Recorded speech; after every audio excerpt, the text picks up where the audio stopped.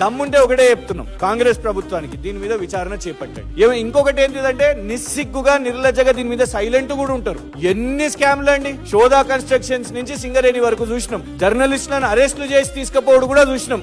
జర్నలిస్టులను ఎయిర్పోర్ట్ల దగ్గర పట్టుకొని సజ్జనార్ గారు ఆనాడు ప్రెస్ మీట్ పెట్టారు కదా, పరారైపోతారు వీళ్ళు, దేశం వదిలిపోతారు అని. మరి మొన్న పాక్సో అక్యూజ్డ్ గురించి ఒక ప్రెస్ మీట్ ఏమైనా చూసినామా మనం? అసలు ఒక సీనియర్ జర్నలిస్టులు వాళ్ళు అసలు ఆ సంబంధం కూడా లేదు, వాళ్ళ స్టోరీ కూడా చేయలేదు. కానీ అయినా కూడా వాళ్ళని ఎయిర్పోర్ట్ దగ్గర పట్టుకొని వాళ్ళ ఫ్యామిలీ మెంబర్స్ ని కూడా విచారించి ప్రెస్ మీట్ పెట్టి, సజ్జనార్ గారు ప్రెస్ మీట్ పెట్టి వాళ్ళు పరారైపోతున్నారు, దేశం వదిలి వెళ్ళిపోతున్నారు అని ట్వీట్లు చేసిర్రు, స్టేట్మెంట్లు ఇచ్చారు.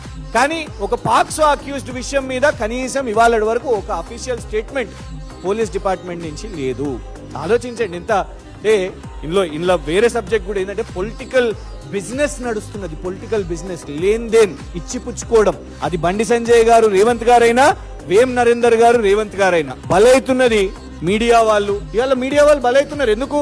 వాళ్ళ మాట నమ్మి, బండి సంజయ్ గారి మాట నమ్మి కొందరు బాగా ఎంతూసియాస్టిక్ గా వీడియోలు, అమ్మాయి వీడియోలు అవన్నీ కూడా నడిపించారు, కుటుంబ సభ్యుల వీడియోలు. ఇవాళ ఏమైంది? బండి సంజయ్ గారు చేతులు ఎత్తేస్తారు, కేసులు ఆ మీడియా వాళ్ళ మీద అవుతాయి. సో దీంట్లో కూడా మేము అడుగుతున్నది ఏంటంటే, ఒక పొలిటికల్ బిజినెస్ నడుస్తున్నది వాళ్ళ రాష్ట్రం. ఇచ్చిపుచ్చుకుంటున్నారు.